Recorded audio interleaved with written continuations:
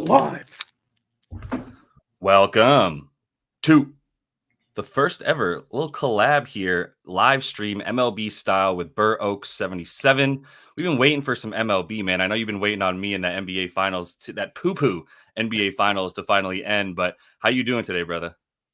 Man, I'm good. I would like to see a little bit more out of Portugal in the first half here. My sneaking suspicion was that, much like the NBA, there is only one ball to share, and there's a lot of mouths to feed here on Portugal. I thought Czech did a really nice job here in the first half. I wouldn't say they're quite parking the bus. They're sitting in a low block, and they're defending well, and they're giving Portugal some problems here. It's a little bit more of a cagey game. I've been heavy into Euros. I've been doing Euros streams every morning. So a little skinny 2-game slate today for Euros, which is perfect so that we could jump on and do some baseball content now that the NBA is over. Yep. I got Euros and Copa America, but it fits really nicely into the summer schedule now that our kind of primary gigs are up, Yeah, for sure. And I don't really compliment baseball on their scheduling ever, but they got a lot of games today on a pretty dead day otherwise for a lot of American betting fans. So I think we've got a good amount to go through. And luckily for this stream and the time that we started, we don't have very many early games. So we're going to get some normal first pitches here, I believe like 6:15 on the East Coast, 6:30 around that time. So there'll be plenty to look at.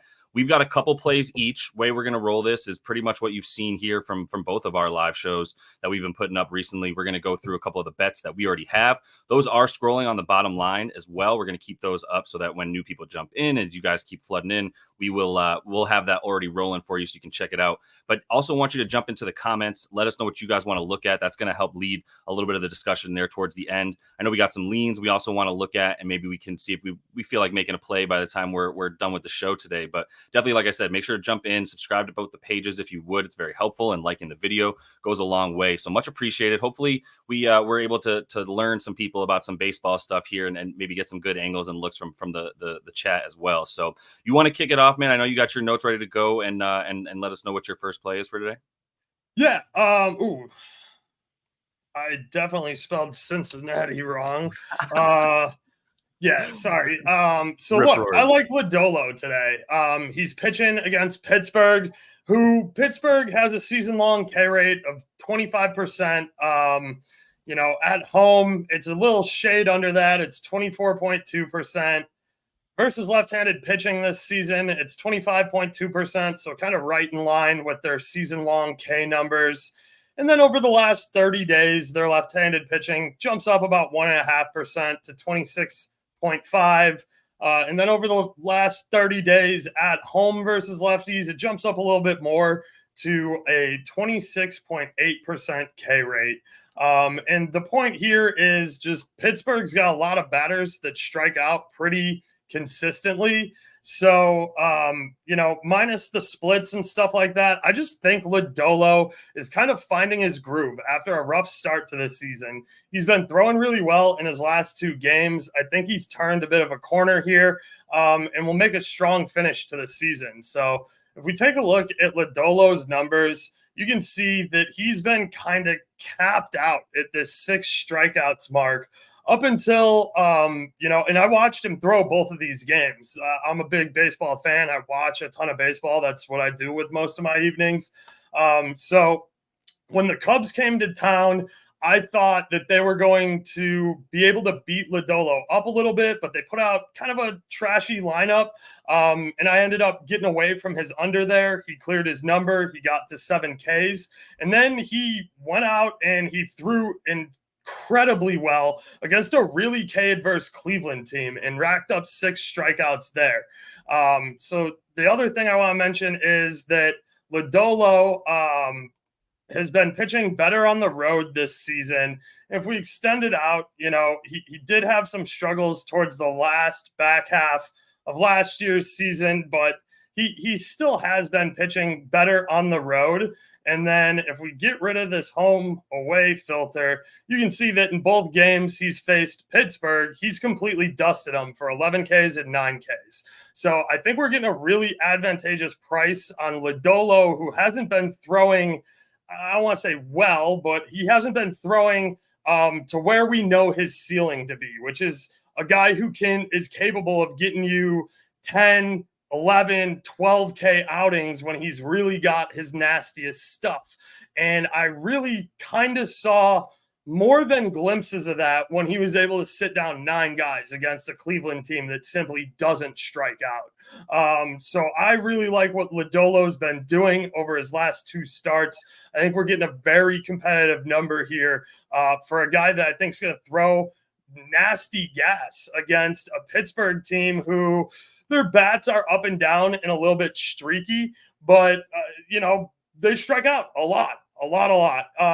Even when they're getting hits. And that's the big thing here with Lodolo. And we're going to talk about the bullpen usage here. Only one guy, a left-handed reliever in Sutter, has threw 25 pitches for Cincy yesterday. So the bullpen is extremely well rested, which I think gives Lodolo good confidence that even if he is getting hit around or he gives up a couple of home runs in the long balls, because that is like the concern with Lodolo, he throws hard so the ball leaves the bat hard and it gets in the air, so it can tend to go out of the park. But with this super well-rested pen here, even if he's getting beat up a little bit, I think that he's going to have the confidence to continue to attack his K stuff, even if he's running his pitch count up early. Because that's the thing with K guys, is if they continue to stick in against batters that they've had 8, 9, 10 pitch plate appearances with to get that K, it takes away their ability to pitch deep into games. But when you have 8 guys in your pen that haven't thrown in 48 hours, you're going to have the confidence to go to know that your pen's going to have your back and pick you up in this game. So that's why I'm on Lodolo. Yeah. It's a starting point there. I mean, Pittsburgh just cannot not strike out, like you were saying. I mean, it's up above 25% now against lefties for their K rate. So I zero problem with that. I love Nick Lodolo. He's going to be fire next season as long as he keeps staying healthy, right? Like he's coming back from I thought he was going to be back this time last year and he just never came back. Right. Yeah. So it's one of those like extended rehabs that you see a lot of times from pitchers, man, and they try to be optimistic, but with him getting back into form and pulling up, pulling really, like you said, not worrying about getting hit a little bit harder. The offense been a little bit better for Cincy than it was last year with some of these players coming on. Obviously some injuries have really helped that not helped that, I should say, and really hurt that. But I'm completely with you on the play here and everything that you're about with it. And the bullpen for Cincy also really makes me want to take Cincy if you get a decent number as well on the money line. Anything with that game? Like, is there a first 5 play or anything like that you're looking at, or mostly just looking at the Ks for this man? Because you don't really know if he's, like you said, he could give up the runs and he's still likely to get the Ks. Yeah, I mean, I'm mostly looking at Lodolo to pitch well here. Cincy, let's see what they are on the money line. Because I don't know. I could see Cincy here.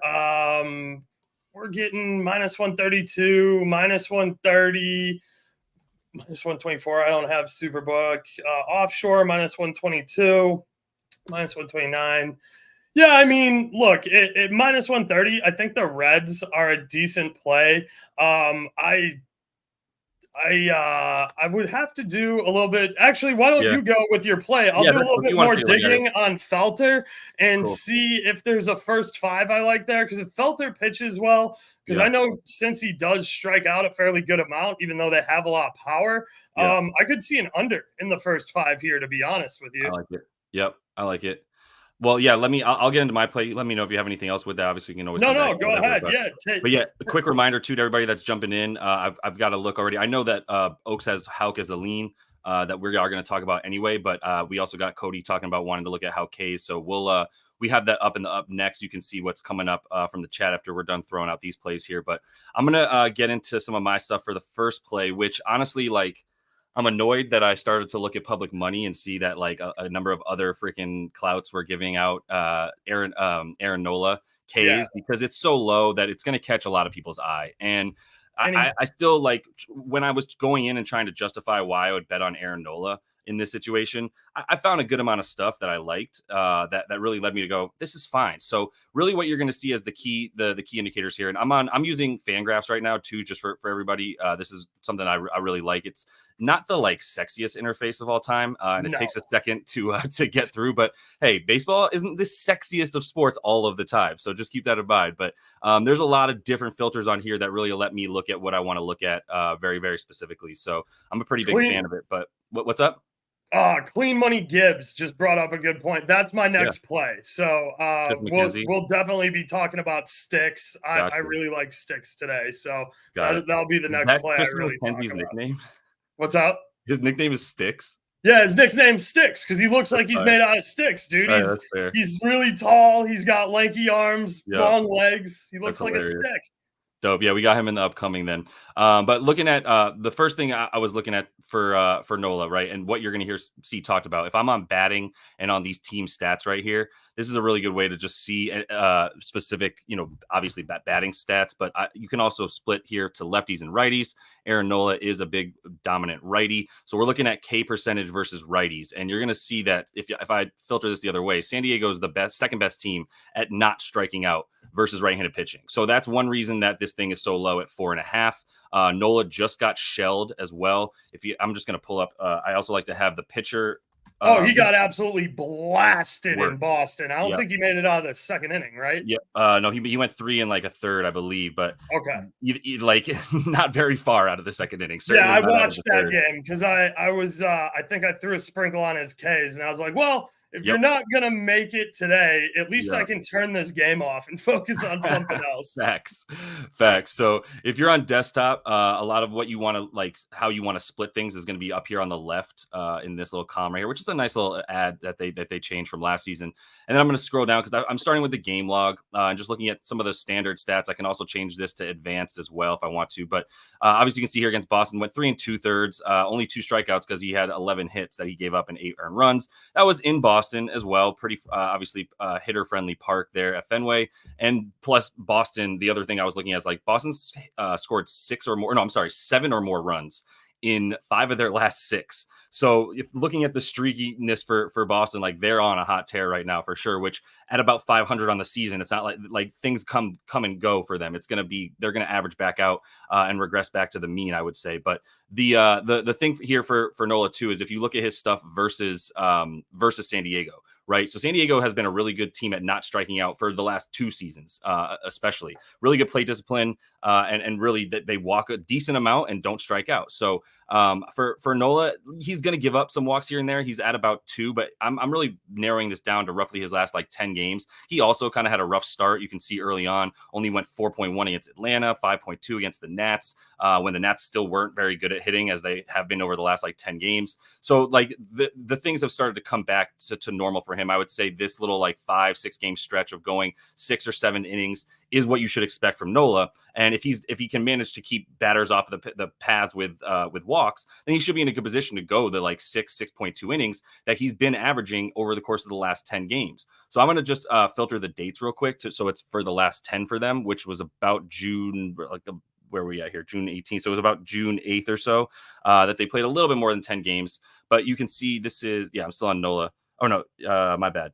I'm trying to look at not July 2nd. My bad. Let me go back to June. That's where I'm at. We're not in July yet. Correct. Yeah. Are you looking for last 10 here games? we go. Like, basically right here because May 3rd. And that was another little thing too. You can see obviously the date that his starts have been on, which is nice. They bold that so you can see all the dates that if you want to go back to these starts. So I can even go back to like April 26th when he started to really pick things up and see that like the strikeout rate up to 52. He's throwing about 6.2 innings per game in this situation in the last roughly like 10, 11 games. So extrapolate this out as much as you want, but the key here for me with Nola has been that fact that he can go the distance. And if you look at him versus San Diego last season, which is something I pulled up as well, in the last 3 that he's gone up against SD, he's still gotten those Ks with relatively the same lineup. He's got a 22% K rate against the San Diego Padres with who he could likely face today. So it's not exact, right? Because we don't know the exact lineup for the Padres today, but with the available players that they could hit. And I like getting this on ESPN. It's as simple as like Googling it and then going to the ESPN because it's really nice and simple right here. And it's already a batter versus pitcher kind of situation. So I can just take Aaron Nola on ESPN.com and change the team that I want to look at. So if you look at this, 103 at-bats and 23 Ks. So it's about a 22% K rate, which is a lot higher than the 18% that they normally have against right-handed pitchers, meaning Nola's had some good success against this San Diego team with most of the dudes, like I said, that'll be in the lineup for them today. So not too worried about that. The other thing is like, yeah, they're a little bit better at not striking out against lefties, but in the last 5 games, the Padres have faced three lefties and 2 righties, right? The 2 righties were Christopher Sanchez and Tyler McGill rather. And then there's 3 lefties in there. So they've struck out at least 5 times in all those games. Nola's at about 8.2 or 8.7 rather Ks per game that he's facing this team. Now he's gone at least 6.2 in the last 3 that he got those Ks. So I do need him to go into the inning a little bit deeper into the game. But even if he goes like 5.2 or 6 exactly, like we're looking at about a K per inning, which is what he's been at. His Ks per 9 is a little bit above that as well for a number of these games. And if it's at like 8 Ks per 9, whatever, like I just need him to get 5 here, man. So he's been well above that. And like I said, I'm not worried about the walks either, because even if he gets those guys on base, he's been pretty good at getting out of trouble with a pretty high left on base percentage, almost 70%. So feeling pretty good about Nola. And I had to find ways to really talk myself into it to overcome the fact that this was clearly going to be a popular play. When you see a guy who's capable of getting, 9 strikeouts in 7 innings, have a 4.5 K line, you're going to see a lot of overs here, right? Yeah. And I would say that, again, I'm pretty sure that was the game after the London series. So there was a little bit of excessive travel there, a little jet lag possibility. The one thing I would say about Nola is, like, I understand that this is a massive bounce back spot and a really intriguing play because of who he is and what he's capable of doing. My big thing here is Luis Arraez, batting at the top of the order, has a sub 3 fucking % K percentage versus right-handed pitching this year. Like, you're not striking out Luis Arraez, period. And if you do, great. Like, that's a bonus. The rest, I know this San Diego team has been in a little bit of a slump here recently. I haven't watched a ton of San Diego since King got that outrageously high K total. Of course, the start after I got hooked on him when he left the game for a fly out with a 2-strike count. So, whatever. I'm not going to sit here and complain about bad beats, but I will tell you that the San Diego lineup is tough if they have their best lineup out. And the guys that I think are going to be in the lineup that Nola's faced a ton before or not a ton, but a statistically relevant amount is Cronenworth, Pofar, Machado, and Peralta. And he has an 8.3 K percent against Peralta, which isn't great, but has a nice 27.8 K percent against Machado and a 27.3 K percent versus Cronenworth. So those are 2 targets. Those are 2 guys I expect him to be able to pick up a K against. Profar, he hasn't done super well against, but the other targets in this lineup is Wade at the 9 hole is an extremely K prone hitter. And then, Solano is another guy that I can see Nola getting here. So, and then the other thing I would say is that typically, unless Nola's having a bad day, he's the kind of guy that if the manager gives him the ball to start the 6th, we got a check goal, baby. Oh, wow. The dogs are barking right now. I got to see who scored that, because if it was Patrick Schick, then we cash a nice little plus 400. But I am on both teams to score as well. Sorry to interrupt. We have breaking soccer news. It was Pavard. Okay, no worries there. But yeah, now we just need a Portugal goal to cash our both teams to score ticket. So anyway, that was a little side note. But yeah, I like Nola here. This is a low gettable not line. I think you got a very good number on it at the -128. Right. It's a number I would start to pull back on, though. Like you said, Yep. if we start approaching -145, -150, or if this number shifts to over under 5.5, that's where I expect the market buyback and the market pullback to be. Yep. So yeah, that's kind of all I got. Exactly. That I should have mentioned that. I gave out the play at -128 on FanDuel about 2 hours ago when I was like, oh, this thing's moving, because every other book has it at -140 or worse. And now it's at -188 on FanDuel. So I was gonna say, yeah, if you want to give me the screen real quick, Yeah, I will just kind of show you the unabated numbers right now on NOLA. I do think we're probably starting to see starting lineups trickle out too. Cool. So that's probably going to increase the speed at which these numbers move. Yeah, so he's already flipped to over under 5.5 here on FanDuel. You can get 4.5 at -135. I think that's still within range. I'm bottoming out at like -140, and -145 for me is absolute rock bottom. Yep. I wouldn't take it past -140. I think you can get a minus. Did you say there a -135 hanging? -135 hanging cool. up on DraftKings, Yeah. -139 on Caesars, who is a high limit book, -141 for those of you who only have offshores. So I think that is still a playable number. I personally am not interested in getting involved at this at 5.5 because I think that San Diego is a pretty K adverse lineup, but They sure are. I love this bounce back spot for NOLA to at least get 5 Ks. Yep, I'm with it.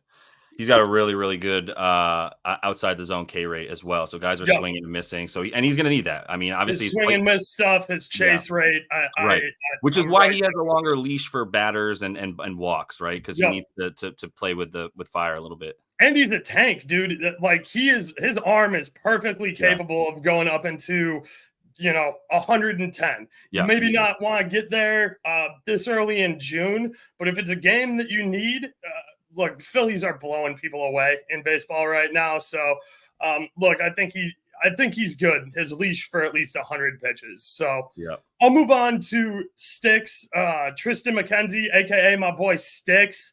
And look, I can get into a bunch of the advanced metrics here, but I'm just going to keep it simple on this one. Seattle fucking blows, guys. Seattle's K rate is absurd. No matter what split you do, last 30 days, last 15 days, season long, righties, lefties, home, away, they're going to be in the top 5% of every single category. So Seattle, for me, is one of the most K-prone teams in all the MLB. It doesn't matter how you filter or sort it. This team strikes out a ton.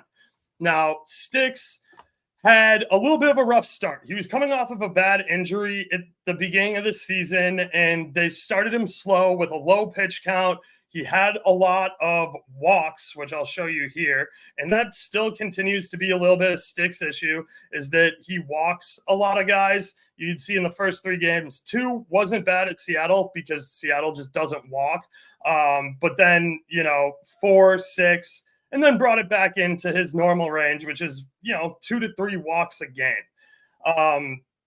And like I said, he has pitched against Seattle already this year, and he did only have 2 Ks in that start. But again, he was coming off of injury and stuff like that. But what I really want to show you is that Sticks is a better pitcher at home, not just this season, but even going back to last season before his kind of injury issue here. So, like, I'm not going to say completely ignore this, but this Houston game is really kind of where he picked up the knock. So this is like a 4-game spread in here that, for me, I kind of leave out of my handicapping or whatever.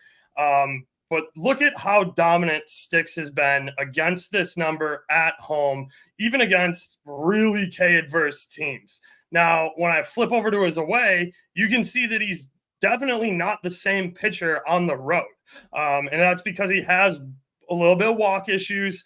When you're on the road and you have a lead, you tend to have a little bit of a shorter leash because your coach your manager really is trying to get you that W, and then he knows that he can go to a rested, reliable pen if he has one.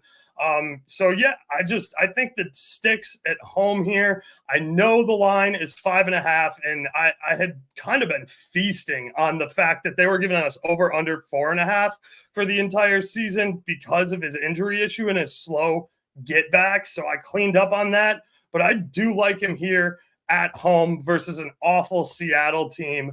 And the other thing I wanted to talk about was Sticks' last start in Cleveland. Against Cincinnati. He threw really well. It's not a division game. It's a state kind of rivalry game in Ohio. And he was throwing well, but he got the hook in a close game after 75 pitches. So his arm should be more rested than a typical start in the middle of the season here. And he managed 4 Ks with only 4 hits allowed, 2 earned runs and 2 walks, still getting 16 outs before the pen came in and cleaned that up. So I think he's got a little bit more of a well-rested arm. And Cleveland had yesterday off, plus the fact that they threw a bullpen game on Sunday. So let me find. I gotta go up. Sorry. Where are you at on Fangraphs right now? Can you help me? Yeah. See how you got that. So this is a tool I found super helpful for betting over-unders, money lines, first fives. This is every pen arm in your bullpen. Sorry, I'll just scroll up like this. This is roster, resource, closer, depth chart on Fangraphs.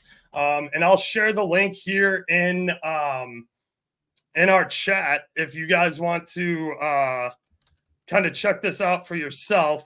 But this, for me, this is what I would use all the time when we were having that DraftKings up to early win promo. Portugal just scored. Let's fucking go. Catch that full teams to score. I want you to know how bad he needed this, y'all. Yesterday was not a good day. Today it was not, but today has been excellent. We've been. You deserve it, Bubba. You deserve it. And Arda Guler, the young bull for Madrid, had a nice goal there for Turkey too. So yeah, anyway, as you guys can see here, Cleveland had an off day yesterday. Nobody threw. On Sunday, they threw a bullpen game. Every single arm in their pen, pretty much except for Hearn, threw. And their closer, Klaus. So yeah, and then before that, decently well rested. So this pen isn't like taxed, but each guy threw about 15 to 20 pitches in kind of a bullpen game there on Sunday for Cleveland. Yeah. So I think they're well rested, but they're not so well rested that Sticks will get the early hook again, like he did versus Cincinnati. And I actually just don't expect this game to be nearly as close. So I think Sticks is going to have a lot longer leash with the more well-rested arm. And like I said, there's just every single batter, 1 through 9, in Seattle's lineup is a K target for Sticks here. So yeah. I like Sticks. I think that, going any deeper into the stuff we got with him is a moot point. Yeah. So I'm just going to take Sticks at plus 110. Yep. I dig it. I mean, yeah, he's capable of it. You showed that, in terms of the last 10, last 20, and especially playing in the home park there for the Guardians. So yeah, nothing really to add. I've been waiting for Sticks to obviously like stand out a bit. Sounds like he had to get to the AL, and now he's looking like a stud. So good for him. And yeah, I'm with that pick, but I'll keep it moving then. And just real quick, just because Free Sauce asked a really good question here. He wants to know a little bit more about Unabated. Unabated isn't just a baseball props research site. So Unabated, what they're doing is they are giving you the market price across all the different sports books that I have access to in Michigan, and even a couple I don't, that they partner with and use to promote their product.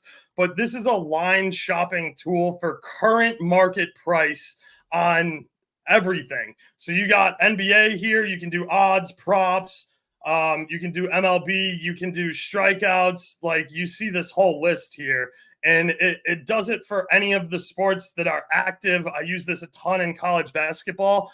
And the thing with Unabated is it's not just a line shopping tool. If you get really deep into becoming a handicapper and you do stuff like Josh and other handicappers do, where you build your own projection models, the thing it Unabated does is they charge their premium subscription fee so that you can upload your projection models directly to Unabated, and then it will show you from your own model where you have an edge against a sportsbook's line in which sportsbook. So all you have to do is one click, add it to your bet slip, and you can bet it. So Unabated's a tool for a lot of more heavy duty handicappers, but it works out really well. It's just a price tool for the casual gambler to shop prices across markets. Yeah. Facts. Yep. And that's a little bit of what I responded to Free Sauce in the chat with, which is a great question. And that's, I didn't see that. No, but you went into it. I was like, please get into it more deeply, because I compared it a little bit more to Odds Jam than to Props.cash, but it's Odds Jam on steroids, to be honest. Yes. And you can get some of the same sort of, like, if you, depending on the price you want to pay for a subscription, you can get different subscriptions that are like, okay, now I have the arbitrage tool, right? Things like that. So that's going to be something for plus EV bettors as well. And yeah, the uploading your own projections model is like I said, that's what puts it on steroids as much as anything. So yeah, solid tool. But let me, I'll jump into my next play here. Once again, they're all scrolling on the bottom line. And Kat Lee was asking about Lodolo, because I think she came in a little bit late. But we went over on Lodolo for a number of reasons, including just how much Pittsburgh strikes out against lefties. So keep that in mind if you're trying to go under 6.5 Ks for the big lefty on Cincy. I'm going to get into and steal the screen back here for some. I'm going a little bit more on a side here, and I was considering the first five, but what I'm looking at, and I'm actually going to go over to games for the MLB and pull up this. Where are my Nats at? So the Nats are good at hitting. I'm not sure if anybody knew that, because they weren't very good at it for a while. They were really good at not striking out, except for Joey Gallo. Except for Joey Gallo. The rest of the team, really good at not striking out. Joey Gallo is a walking K. Yeah, he's gonna K. That's not a question. Thing is that we're looking at I'm known, it's Slade Ciccone. I'm sorry, I'm messing it up. But if you can't pronounce his name, let me get to let me actually just go back to props for a minute, because I'm going to show you just how bad Slade is. But where are we at with props? Here we go. My bad. So pulling up, I'm going to pull up Slade. Please don't make me spell his last name. Oh yeah. Okay. So it's 1C to start. You got to take unders for this. This kid he has not figured it out at all. Just so you guys know. So I also considered over 4.5 runs for the Nats. But if you look at the way that this dude has pitched as basically in all 8 of his starts, he actually started the year pretty well, which isn't surprising, because, and I'll just go to, let's do earned runs for a minute. Not that surprising that he started the year well, at least in his very first start. This is some of this last year. So these are the first 2 starts. Let me get into 2024, my bad. So in 24, right, first 2 starts, pretty good against a bad San Francisco lineup. And as Oaks just told you, a very bad Seattle lineup. And also, really no one had seen him. So it was 2 starts where the pitcher has a bit of the advantage, because the hitters have not seen him yet. Then since then, just kind of crashed and burned, to be honest with you, other than when the Mets were still in the middle of a little cold slump. But it's a lack. It's not necessarily just a lack of control. He's inducing weak contact, which is interesting. But he's also giving up. He's got about a 19% or 16% K rate right now, and Ks per 9 is up at about 1. Let me pull up my notes so I don't mess it up. But his Ks per 9 also, I just want to rattle these off real quick. Ks per 9 is 2.44. That is very, very bad. 16% home run to fly ball rate. So 16% of the balls that are leaving the bat and going upward are leaving the park as well. Not that bad of a number. I would say a little bit closer to about like middle of the pack for when it comes to his, like I said, he's inducing some decently weak contact.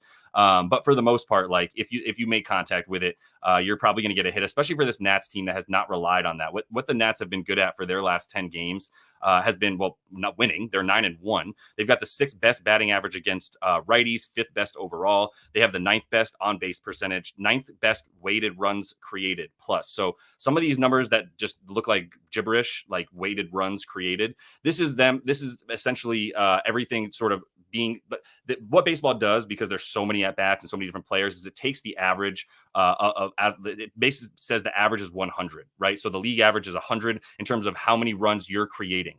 Everything over 100 is going to be a little bit better than average, and they are about ninth in that over their last 10 games against righties. So keep in mind, like, sample sizes, it's a very long season. I do think in baseball you can take a little bit more of what's happened recently and use it to your advantage because of the fact that teams tend to go on streaks. Now, it's not quite the same thing as you might see in the NBA, where like Anthony Davis goes from scoring, he goes 40, 15 points, 38 points, 12 points, 10 points. Like, it's not like that in baseball quite as much. You don't get the every other start sort of syndrome that some players get in other leagues. But with as many games as you have, it's easier to just stay in a rhythm. You played last night, then you play today, you're going to play tomorrow as well. So with a lot of games in a row, I think you can look at some recent numbers and start to use it. And then find spots where maybe you think a trend is going to be bucked. But for this one, like, I'm taking the Nats minus 122 on the money line. That is on the bottom line as well. Minus 122, I'm fine with in this case, because the other thing about the Diamondbacks is they're going to take the ball from Ciccone after he's done giving up at least 3 runs in what I would imagine is going to be about 4 innings pitched for the young man.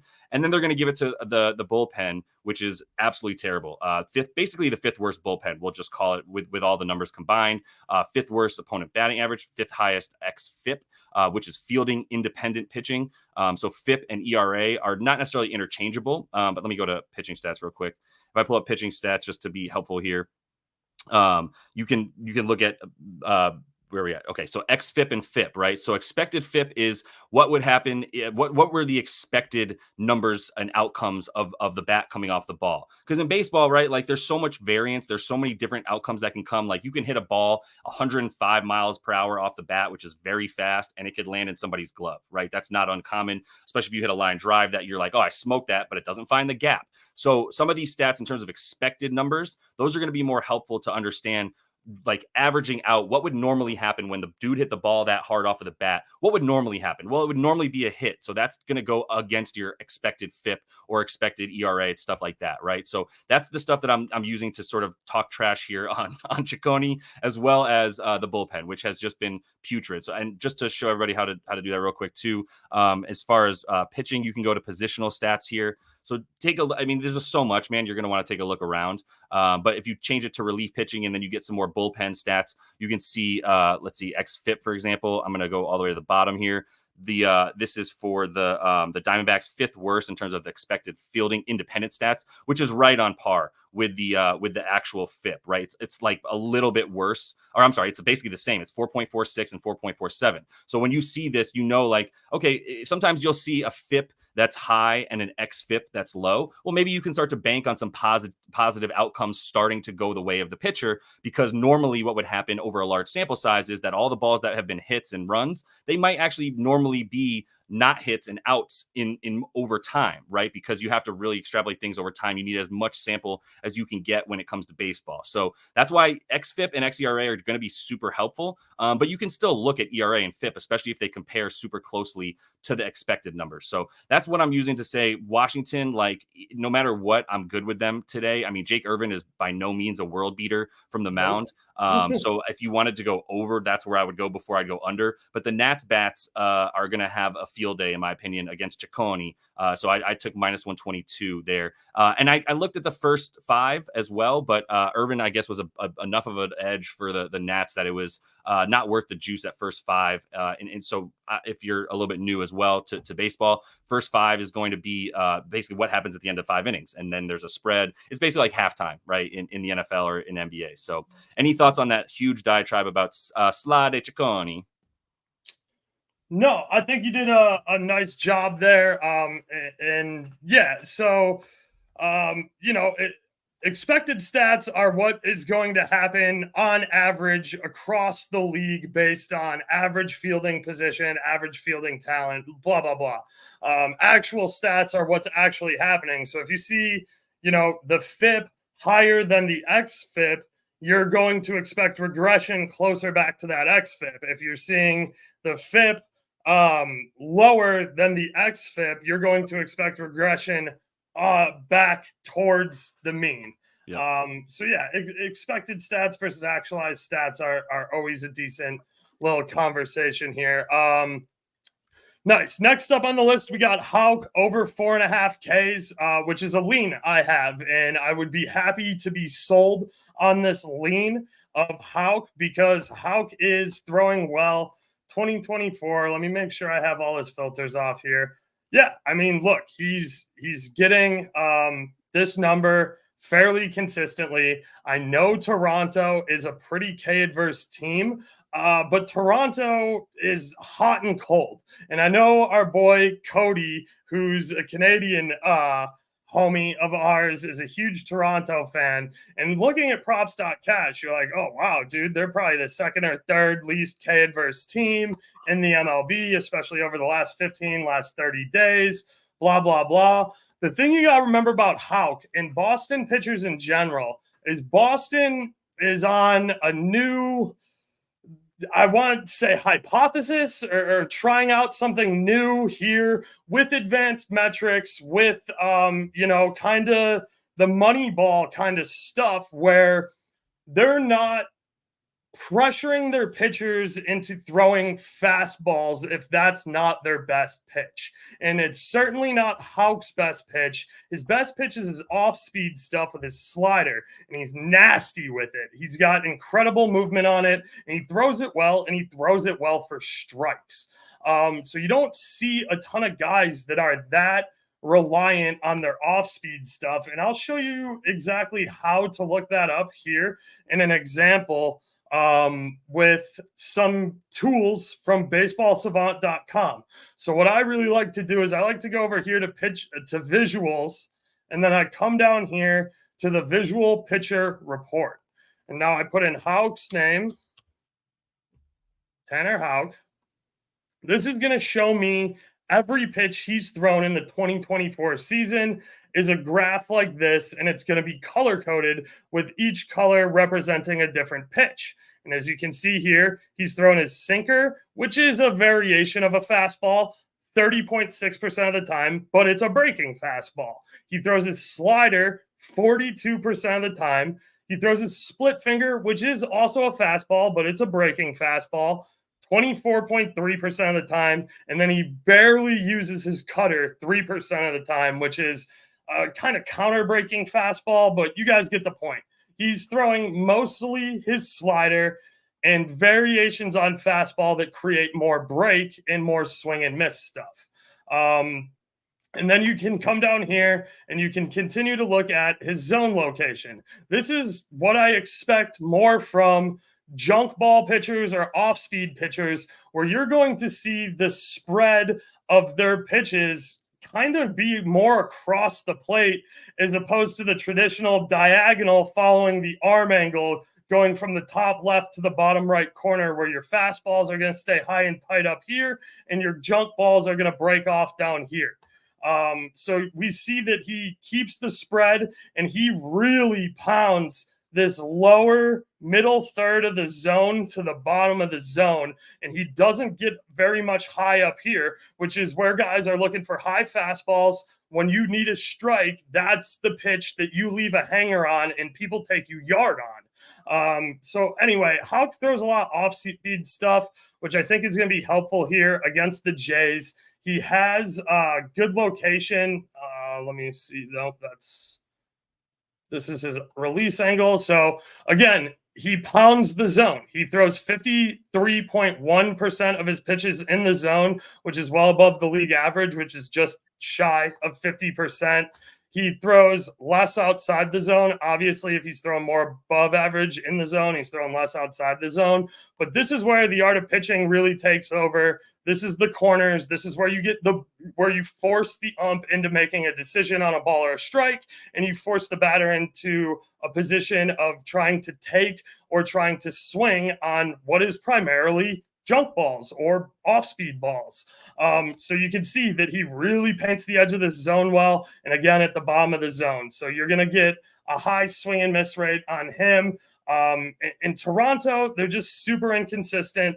The other thing I really like about Houck is when he gives up contact, it's mostly ground ball contact. He's not going to get people leaving the yard and stuff like that on him. And then lastly, on Houck, if we break his splits into home and away, he's been, look, this line is lower than he typically is because of who he's facing in the Blue Jays.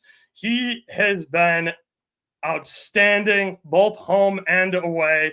Away, he has a little bit less consistency than he does at home, but he still has a really nice floor here where he hasn't gotten less than 4 Ks except for his first start of the season. I think it looks like, yeah. Is that his first start of the season? Oh. Yeah. It's third start of the season, first home start of the season. But, you know, I think Houck has a very gettable number here. And the bats in Toronto's lineup, like they haven't seen a ton of Houck. But look, if Toronto's got Schneider in there, he's super K-prone. Horwitz is a rookie. I know he's hitting the ball well, but he's a rookie going against a guy who throws a lot off speed and works the bottom of the zone. I think that's going to be a tough matchup for him. I think I expect his K percentage to be a little higher after this game because I do think that's a good target. Dustin Verashow can't hit the ball at all, 28.8%. That's a clear strikeout target there. And then we got a borderline guy here in Barger. So that's 1, 2, 3 pretty good good to borderline guys. A rookie that would make it 4. So I think that he can get 4.5 here, and I like it because of the price point on Houck. Let me see here. Houck, yeah. 4.5. See, this market's starting to move, so that makes me think that the lineup's out. 4.5 is now juiced to -145, -139. So the lineup has got to be out. I'll take a look at this lineup here in a quick second. Let me just see what I had Houck listed for. Yeah, so this has moved away from us at -120 a little bit by almost 20 cents on the dollar, 25 cents on the dollar. That makes me a little more hesitant to take it unless I see a lineup that's going to have more clear K targets in it here. So,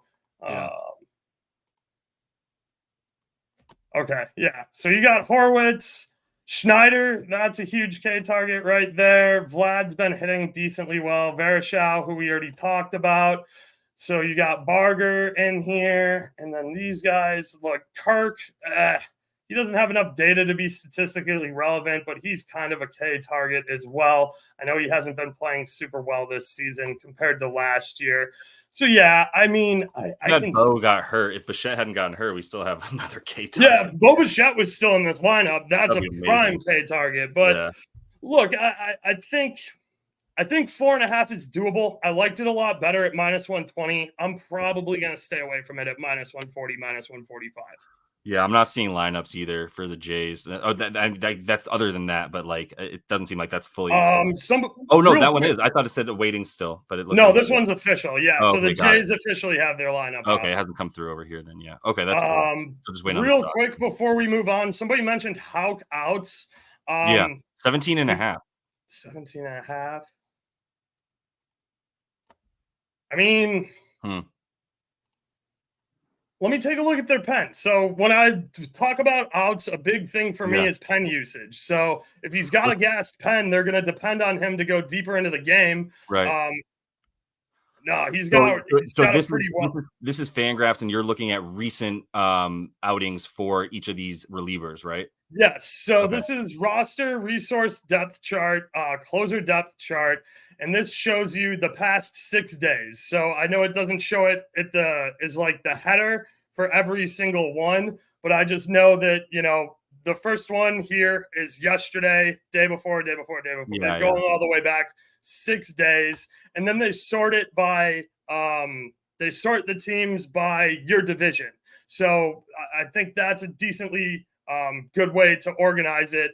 And the other thing I want to mention here is this is a divisional game. So divisional games tend to be kind of tricky. He's got a well-rested pen. Portugal just scores to take the lead 2-1. Let's fucking go. So look, he's got a pretty rested pen behind him. Boston's I don't know. Boston's pen's kind of prone to coughing up games, but not as much recently. He's got a well-rested pen behind him. I think if the game's tight, that this outs might be a little bit of a sweat because of how rested the pen is. And again, because this is a divisional games really do mean more in baseball. They're basically 2-game swings when it comes to making playoffs and missing playoffs. You have to win your divisional games so that you can try and avoid being a wild card team. I don't think Boston's gonna be anything in the playoffs. Like, this division is stacked, so I think that's tough. But you do always want to show up and play your divisional games well, even though I think Baltimore and the Yankees are going to be the 2 teams going to the playoffs here. Boston's plays just about bang average 500 ball. The Rays are struggling with, pitching, all sorts of different stuff. In Toronto, I can't figure them out, Cody. They're a team that's not good, that should be good, that can't get the bat production, but sometimes has the pitching, but also sometimes their pitching just flat out sucks. So this is where we would just throw in a montage of handicappers saying that for the last 3 seasons for the Blue Jays. Like, you could really just take what you just said and reuse it forever for this team. Since they started picking up all the former Major League Suns, essentially, is when they started to just underperform. Bo Bichette, Vlad is finally getting out of it a little bit, but yeah. I was going to add. So I want to ask. So you're saying because with the divisional games, how that's relevant to outs for starters is they are more willing to pull them early? Yes, I think the starter has a shorter leash, especially in a close game. Because a divisional game, you're not going to want him to see. If you can avoid it, you're going to want to. Let me go back to Baseball Savant here with our. Also, you saw minus 190 for the over on the outs for Houck. Yeah. So the reason why is because he's cleared it in all but 2 starts. So I would kind of look at the under here, to be honest with you, because my big thing here is you're not going to want Houck to see Vlad or Turner a 3rd time through the order if you can help avoid it. Right. So I think that if he's pitching well and he gets his K stuff and he's got a high pitch count, that when you start getting him into the 3rd time through this order, that even if they give him the 3rd time through the order for the top of the order, because let's say that's the 5th inning, you might give him Horwich, Schneider, and Vlad. I think that the way Turner hasn't been hitting the ball, but we know that he's capable of hitting the ball a lot deeper and he doesn't strike out, that's kind of the target of Vlad and Turner to get him out, because metrics say seeing a guy a 3rd time through the order, and especially a guy like Vlad and Turner, who we know have that capability to slug and put balls out of the yard, you don't want him to see an off-speed pitcher that pounds the zone that many times, because these guys are going to be looking for his off-speed pitches. He doesn't have a fastball to really change that up and attack the zone with, and Vlad and Justin can sit on that, and they can look to go Yabo there. So in a tight divisional game that's basically worth 2 wins, I think he's got a shorter hook here today. Yeah, I think that makes sense. And I mean, look, we can trash Varsho for striking out, but he's also got 10 of his 11 dongs against righties. So that's going to be a problem as well. If it's like you said, 3rd time around for Varsho, that's your power part of the lineup right there. He's already closing his eyes and swinging anyway. So if he makes contact, he's going out, for Varsho. So yeah, I feel that. Can we? I wanted to look at a couple of things that people were bringing up. I think Houck ended up being a pass for me too on pretty much everything. I would actually probably sprinkle a little bit on the under for his outs at 17.5. I think that's a good look. The first one was a nerfy, but I kind of wanted to start with Cortez for a minute because Free Sauce brought up Nestor Cortez a minute ago, and he's really interesting me. So I'm just gonna to show what I was looking at real quick for him, because I can see it going both ways, in a way that sometimes leads to stay away. But for Cortez, right, it's 17.5. It's a pretty obviously solid number for him. It seems to go 7, right? If he's gonna go that far into the game anyway. So the 21 outs there would be 7 innings pitched. He's a better pitcher at home too. Right. Yep. And this is at Yankee Stadium or whatever Yankee Stadium. And the interesting thing here was like K's actually intrigued me a little bit more against this Yep. Baltimore lineup than it did for the outs, to be honest with you, because I think he can rack up the Ks pretty quick, and we get 5.5 for decent money, -104. That is the best number there, and that is on FanDuel. In a bounce back game too, and after game, he is coming off of a poor performance against the Royals. Yep. 100%. So that's something to consider. Well, yeah, bounce back performance at home after playing on the road, where, as we established, he's much worse. Also had a tough outing against the Doyers, and that was at home. But yeah, it's hard to pitch against the Doyers, obviously. For the Orioles, it's kind of like boom or bust in a way that I do lean towards taking Cortez on the Ks before the outs. But I wanted to hear what you thought about it as well. Yeah, look, I have his K's on my leans here because I know right here, this was boom, number one on my list for leans here.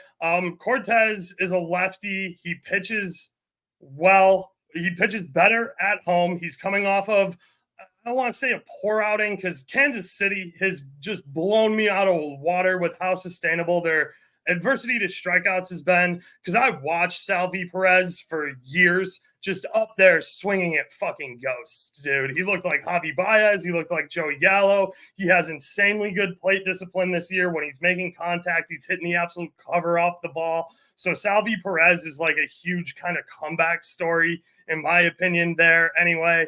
And we do have, okay, perfect. We do have official lineups here for Baltimore.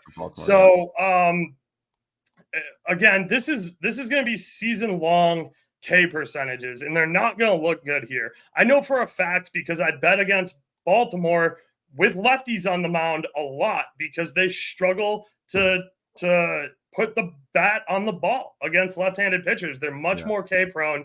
And we're seeing Gunnar Henderson not as the leadoff. We're seeing Westberg, who I'm pretty sure has 28.5% K percentage against lefties. I was going to say, let me read you some of these numbers real quick. Westberg. I was going to say, I got him here, right as well, right? Okay, nice. Yeah. Stock cash, 28.8% versus lefties for your number one leadoff batter. Boom. I like a K straight out the gate there. You get 16.7%. You get two really tough bats there. Then you get 28.3% on Gunder. You get 25% on Santander. You get 33.3% on Hayes. You get 24.6% on Mateo. You get 39.6% on 39.6. I was like, when you go from, so you're going from, I can show you guys. You're going Cowser, McCann, Westberg. That is, you're going to get a K in that three-man little stint right there. Yeah, I mean, basically everybody outside of the 2 and 3 hole hitters is a very, very good K target here. So if you are a Yankees fan and you are into taking the risk against a Baltimore team who is much more susceptible to striking out versus left-handed hitters, but will absolutely destroy you if you do not have good stuff. If you leave hangers on them and your stuff isn't very good that day, they will just beat the shit out of you. So I think that this Cortez line is very intriguing on his Ks more than his outs, and I would love to get sold on his case. I'm willing to go ahead and throw some units down if you can get me there to backing up the case stuff too, because I think -104 is a great price. I don't have anything to talk you out of it. Like, I mean, the Orioles, they're a team that I actually sucked on betting on last year, to be honest with you. But they would just streak in. They're much better this year. But they're consistent this year, a lot more so, because and how many times they scored 9-10 runs last year, where it was like, y'all, you can't bring these runs with you to the next game. So it's making your averages look good that you're getting 9 or 10, but then you're also going two runs or fewer in like too many games here. So, but this year, to your point, a lot more trustworthy.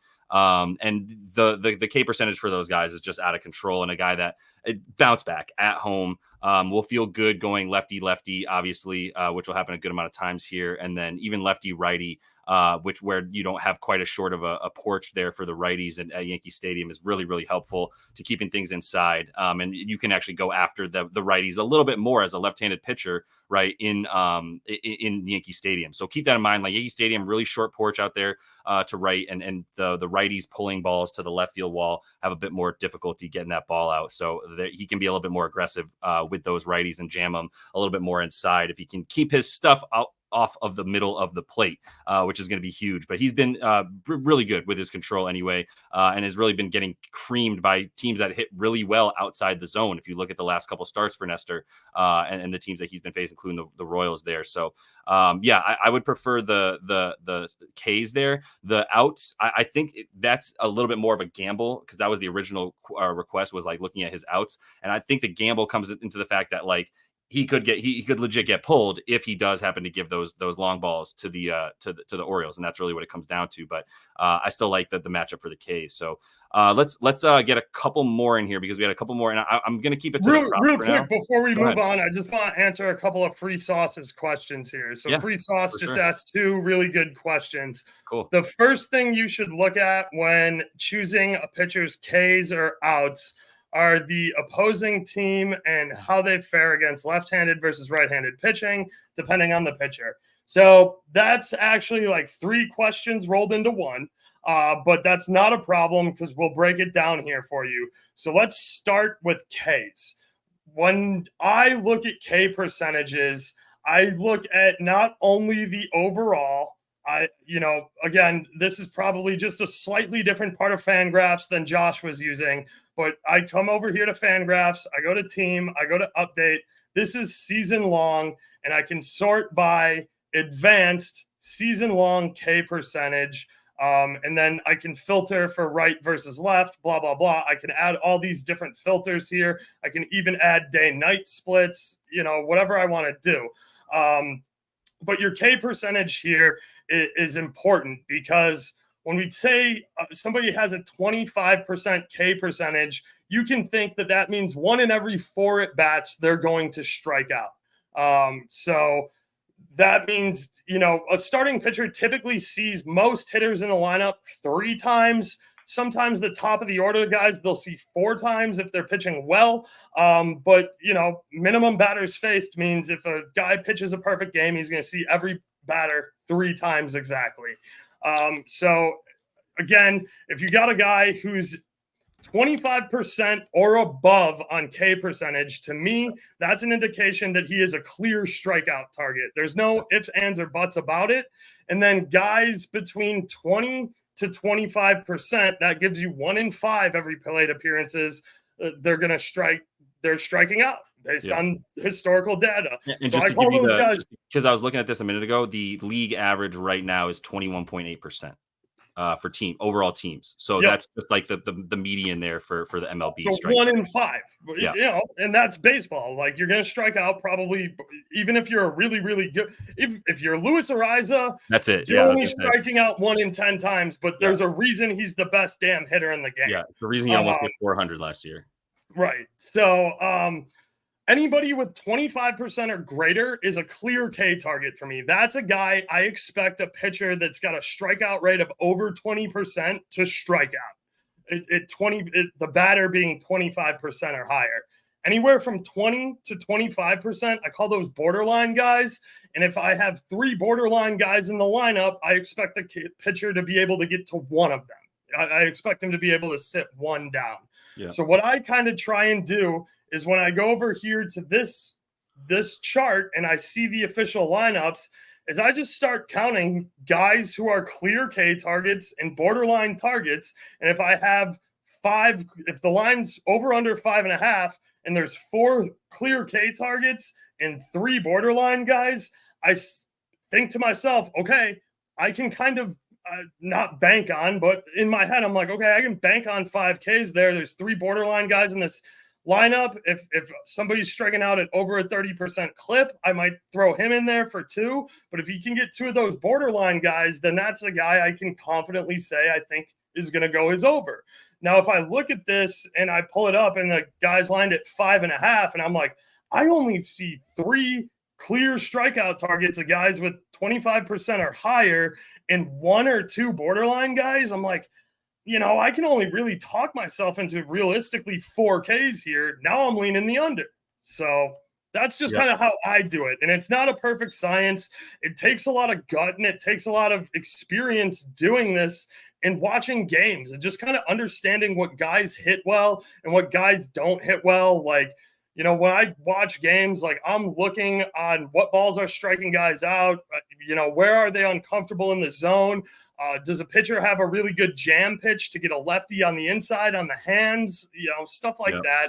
That all kind of factors into it. But broad scope, I'm looking at K percentage. I'm looking at, for guys right here, 24.5% rounded. We're calling that 25%.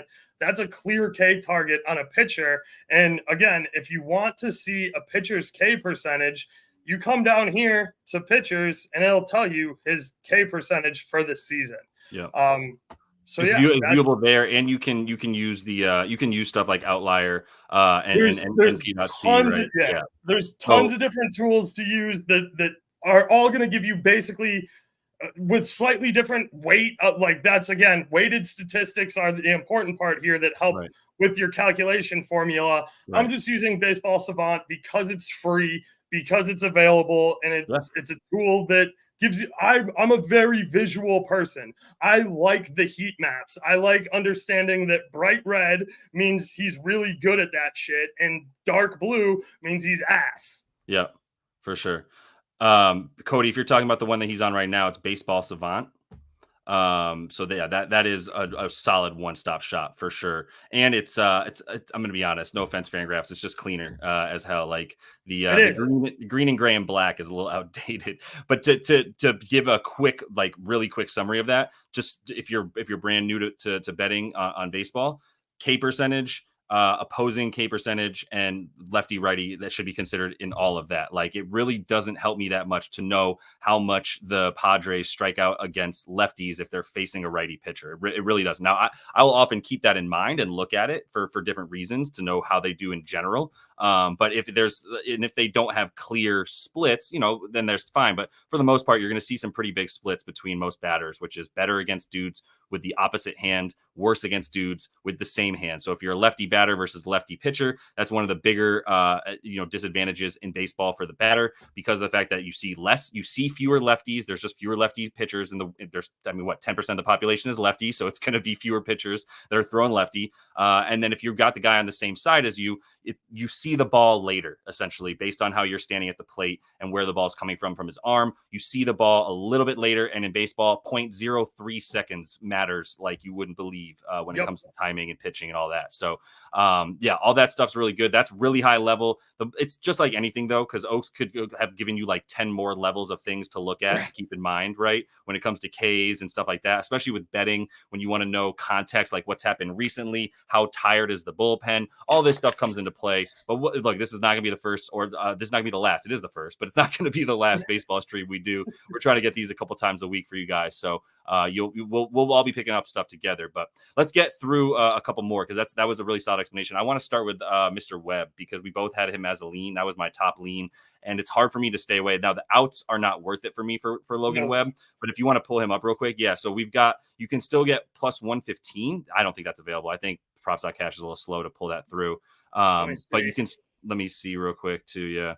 Minus 104, plus 115. Yeah, they're both still available. You can get it. Okay, cool. Dope. Yeah, you can still get plus 115 over on DraftKings. Lineups aren't going to be out for this game yet. Right. They're going to be out soon, though. So if you want to try and bet this before lineups come out and secure this number, I think that is a good move, because once they release lineups for this Cubs roster, the Cubs have the ability to be very K adverse and very K prone. So they're kind of straddling the line here on how they're going to end up moving this number. It's a great call. Yeah. So that, unlike, I was about to say unlike the NBA, but the NBA sucks at giving out its lineups too. But it's even more important. Like, roughly who's going to be on the floor for an NBA team out of 5 dudes. Knowing all 9 guys in a baseball lineup takes a little bit more time and is even more crucial than you might consider, because of obviously you can plug and play different lefties or righties into the lineup depending on who the pitcher is. So you got to keep all that stuff in mind. It's a little bit less about injuries in baseball and a little bit more about gamesmanship between the managers to wait and hold their lineups until they really have to put them out. But at any rate, I think the MLB requires them 2.5 or 3 hours before first pitch. Yeah, that sounds right. Yeah, at least 2.5. I'm pretty sure. So yes, because the 7:10 start, if it's 2.5, so it'll be 4:30. Yeah, I think it is 3, but I can't remember now. I think it is 3, but I know that Baseball Savant takes a while for Google Stats to pull it from the official MLB website and load it into there. Gotcha. Computers, man. All right. So for Logan, the first question was, there are 6K targets if I'm following. So as a right-handed pitcher, there are 6K targets if I'm following. Let me know what you mean by that. Like in terms of like dudes that would be guys that would be good for targeting. Yeah, based on my logic here, if I look at right-handed pitching against this assumed starting roster for the Cubs here, if I go to right-handed pitching and I filter, I would say there's one clear K target, and there's 1, 2, 3, 4. There's at least 4 borderline guys and one clear K target. So a total of 5 is what I'm looking at. And again, this is just using props.cash because official lineups aren't out yet. But I would call 22.1% borderline, 25.7 clear target, 32.9 clear target, 21.0 borderline target. If that makes sense. Yep. But anyway, I like Logan Webb. And you were getting into Logan Webb, so I'll let you keep going. I like him because he's been dominant on the road, and plus his last outing, if we go to his last 10, this is all still home or away. Sorry, I apologize. He just dusted Houston, the most K-adverse lineup in baseball, for 5. And that's a huge indicator for me that Logan Webb is not only pitching well, but his K stuff is good too. And the thing with Webb is he doesn't always have his K stuff because he's a ground ball pitcher. He pitches to contact, and he loves racking up double plays to get out innings quickly, which is why he's a super big workhorse who goes over his outs line with insane consistency. Yep. Yeah, nothing to add. I like the case for him, but I think this is a situation of having to look at how the other team fares against certain pitches, because you're going to get things that are sinking down for him, like Oaks is saying. So a pitcher who is a ground ball pitcher, right, which you can look at on things like Fangraph, you'll see GB percentage, or maybe they have it on Savant as well. They sure do. I'll pull them up on Savant just to show a different look. Yeah, that's great. Yeah, because the ground ball percentage is huge. If a pitcher has, I would say a pitcher that's not really always looking for it's going to be in the mid 30% in terms of ground balls, like 94% ground ball pitcher. Is he 94th? Sorry, 94th percentile. Yeah, okay. In the MLB. So he is top 6% at inducing ground ball contact of every MLB pitcher. So there you go. Right. Like he's going to be one of the top pitchers at doing that, and actually probably gets a lot more Ks than most of the dudes that are in the top 10%, to be honest with you, because he's still a very good K pitcher, in part because he can go high he's got the speed, right? He's got the stuff, if you will. Some pitchers, if they don't have a very good fastball, they're keeping it down low, because if they get it too high and a guy makes contact with a high pitch, it's going out a lot more likely than if you got to go golfing for it down low, right? So plus his stuff is going to sink down out of the zone. So I would be wondering, could you actually help us? Pitch is the sinker, like you're saying. He not only throws it the most, that's his best pitch.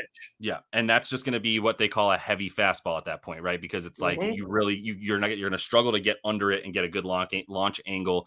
But I'm wondering, and you would be helping me out here too. What's the fastest way, or at least most efficient, to how do for you anyway, because I would take like a 7-step process on Fangraphs to get to what I want to find, which is how does the Chicago lineup fare against balls either low in the zone, or maybe you'd prefer to look at the specific pitch type, right? That changes things up that way.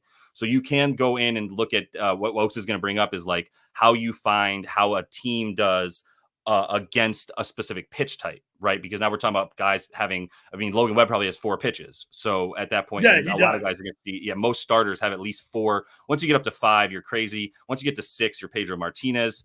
So it's not as likely to see that from unless you're one of the best pitchers of all time. But 5 pitches would make you really, really even harder to scout. And obviously, the point of having more pitches is you have the ability to baffle the batters. But at the same time, it's hard to be that good at that many things, as we know. So go ahead and take over. Yeah. I would also need to do a longer step process, but I would say that one of the more efficient ways to do it, if you want to look at, if you have batters, so this is where narrowing down the K targets comes into play. So what I would want to do is I would want to make a list of my individual batters I think are going to strike out. And then I could search them here in Baseball Savant. And then I can get every pitch that they've seen per game. So like if I want to look at the last 5 games that the Cubs have played against sinker ball pitchers like Webb, who's going to throw almost 40% sinker balls today, I would have to go back and find a pitcher that they faced that has a similar pitch profile as Webb. And then I could go and look at every K target and where they got their pitches and how they did against them. And it would show me, the outcome of per at bat results and just where they saw different pitches in here. But yeah, that is a complicated process. Yeah. And something that is it's gonna be really nerd in-depth research. Yeah. I'm gonna show just to take the 1 second too for this, like the way I would do it on Fangraphs, and there's gonna be a ton of different tools. So like Savant is gonna be great for a lot of stuff. There's actually starting to become very few differences between a lot of these places who all know what the important data is for us to use and are giving it to us. But if I was doing it on Savant, I would go to batting and go to team stats, right? And then I would go down to probably pitch level data. It sometimes takes me a second, but we can go to pitch type. And I haven't quite looked at StatCast, and pitch info is just going to be coming from basically 2 different places, right? But it's pretty much the same info. But if I just go to StatCast and go to pitch type, right now, I can see how teams do against certain pitches. This is going to be the percentage that they see, right? Not the percentage that they hit. Is that correct? Do you know by chance? I don't know off the top of my head, and I would really like to look more, but I have our YouTube stream as like the smallest corner of my screen. Oh, you're good. You're good. So pitch type is going to be just how often a team faces this pitch. Pitch type value is going to be how good they are at hitting it, right? And so this is weighted, which is just, once again, anything that's weighted is a number that is a little bit more accurate usually because it's compared against the league averages. So if the league average is whatever, 100, then they're going, or 0, for instance, in this case, then anything better than 0 is above league average. Anything below it is below league average. So if I'm looking at what he throws a lot, sinker, this sinker curve, can I just get sinker? Damn, that's filthy that they have it like that. I guess you could still call it basically split, or you probably just call it a sinker curve at that point. Right? There's not going to be like a sinker fastball. This is slider, changeup. All right, yeah. So we'll just go with the sinker, SI, and you can see how good teams are at hitting a sinker. So that's going to be Logan Webb's usually actually his strikeout pitch, and something he'll throw consistently if he's got a runner on first and wants to get that double play, like Oaks mentioned a second ago. So I'm looking for the Cubbies against the sinker, and I got to go down pretty far here. You can see they're 24th in terms of the weighted their ability to hit the sinker compared to everybody else is basically their bottom 7 team in the league at doing that. So there are some things here in terms of how often you're going to see pitches that they're going to be facing.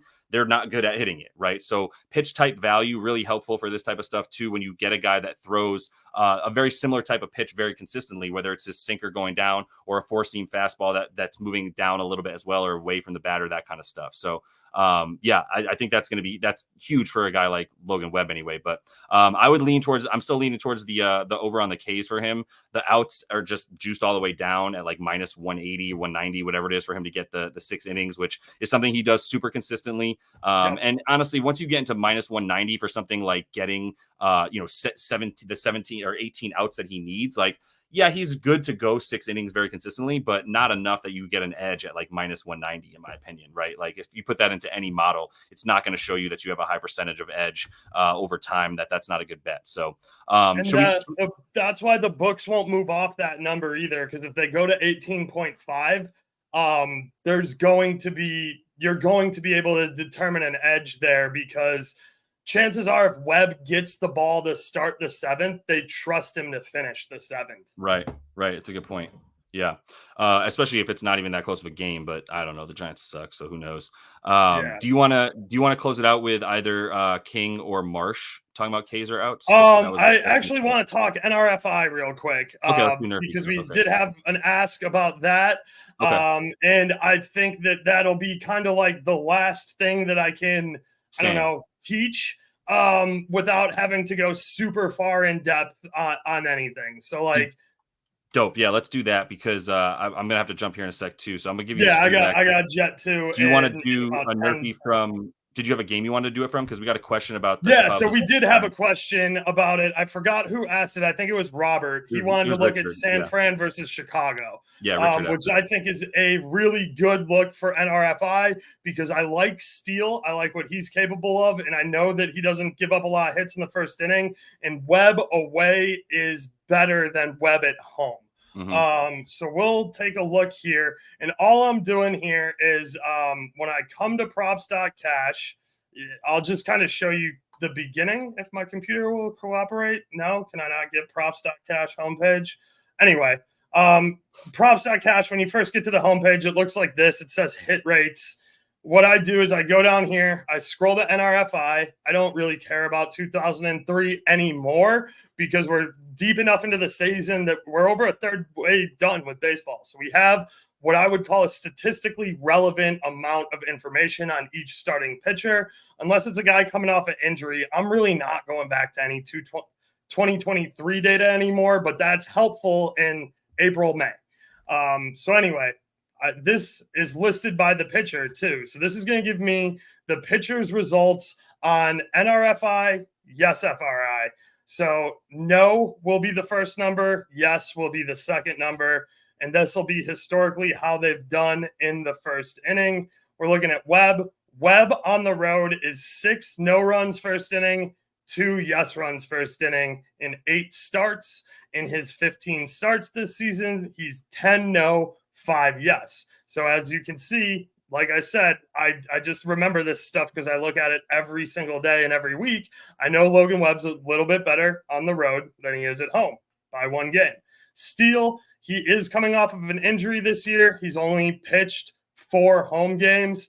He's got 3 no runs first inning.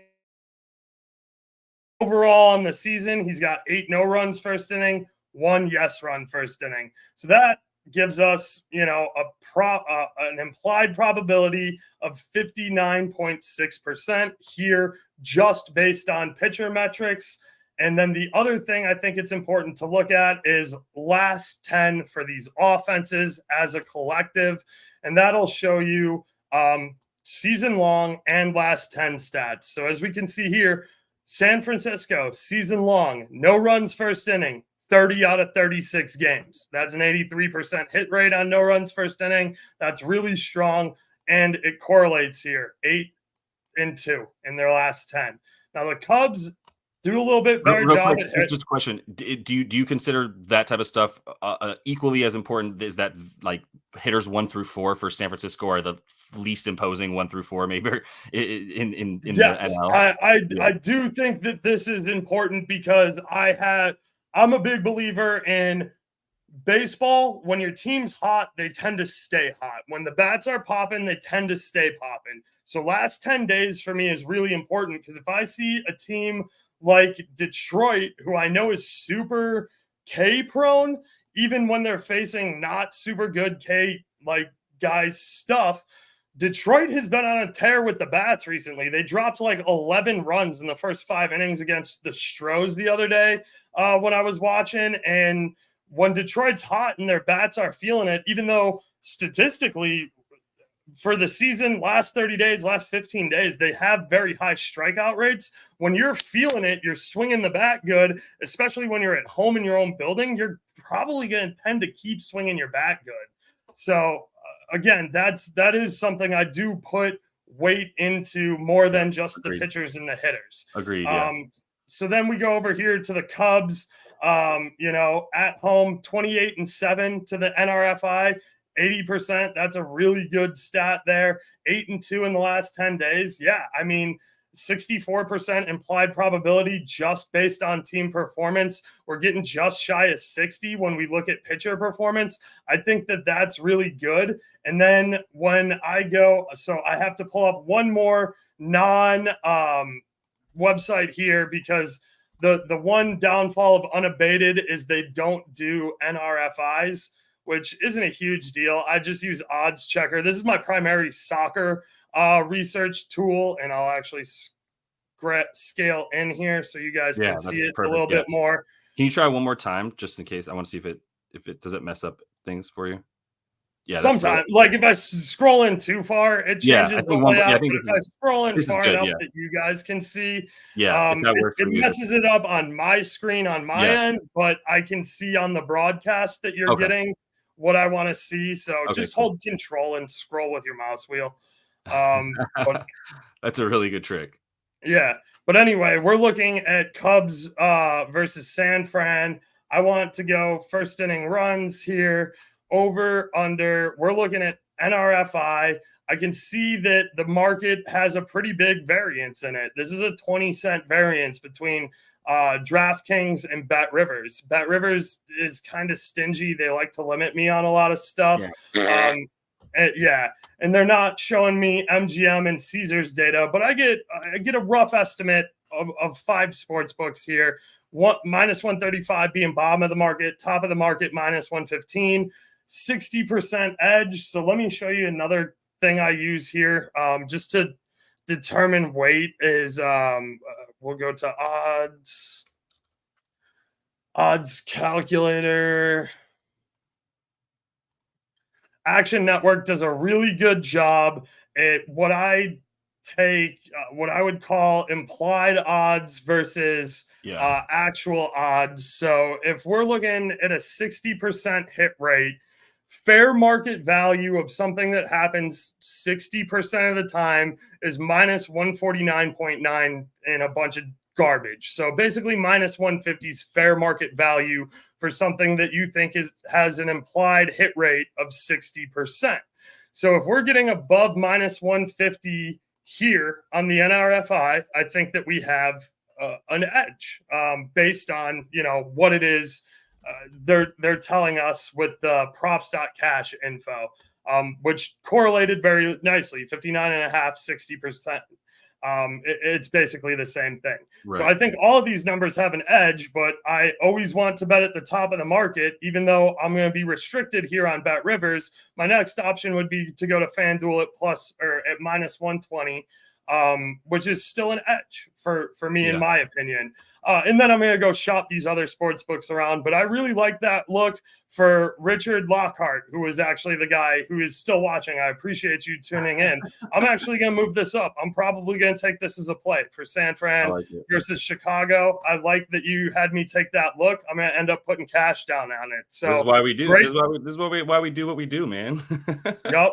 So great question there from Richard. I appreciate that you had me look into this because I came with only strikeout stuff because that was kind of going to be the topic of our show is strikeouts and outs and why we attack pitchers. But NRFI and FRI are two of the easiest, quickest stats for me to give you leans on. And I usually run through the entire board and it takes me about 20 minutes to cover every game and decide, do I lean yes or no run first inning? And then I go back and I start narrowing it down when I see lineups.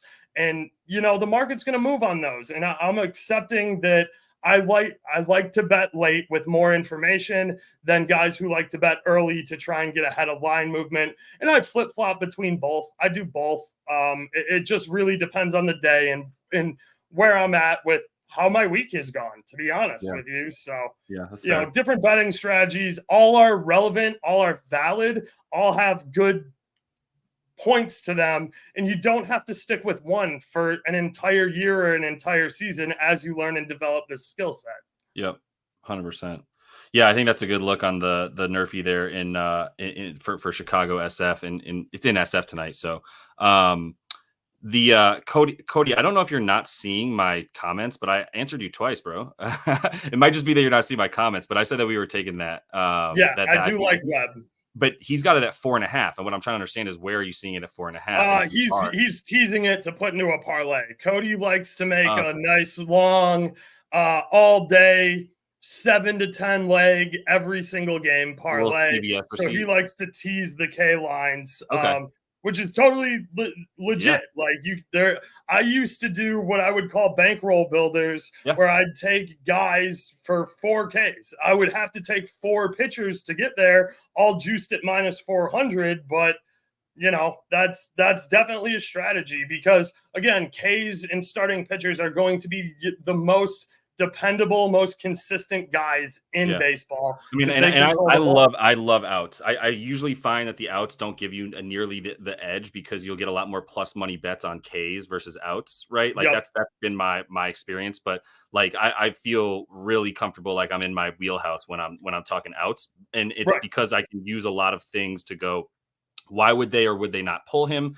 I don't need him to achieve a very specific level of success. All good, Cody. I just didn't know if you saw what I was saying. I thought maybe my comments were coming through, but yeah. So either way, I think like when you consider, you don't have to get the specific stat of striking the dude out or not walking the guy. You just got to get out of the damn inning. And so like Lance Lynn outs was always a lovely play last year, because it was like, man, this dude can pitch for days, yo. So like even if I've seen him throw 130 pitches in person before, so. Especially and when he was on the White Sox, it was like pretty easy, because it was, you know, but when he got to the Cardinals too, they were just like, Lance Lynn's coming out on a Sunday, our bullpen is tired, and he's gonna pitch 7 innings no matter the hell what. But anyway, dude, we had a pretty good stream in here. It got up to about 300 people total, I'll tell you. So like, looking some nice concurrence. Hopefully we'll have each, you know, Oaks has the Discord. We'll have that in the link of the description. He's got that up as well. You know, the description link is in the description of the video, I should say. I got the Discord rolling as well. I've been using Outlier a lot for MLB. I really, really like it for MLB. So if you don't have an account there,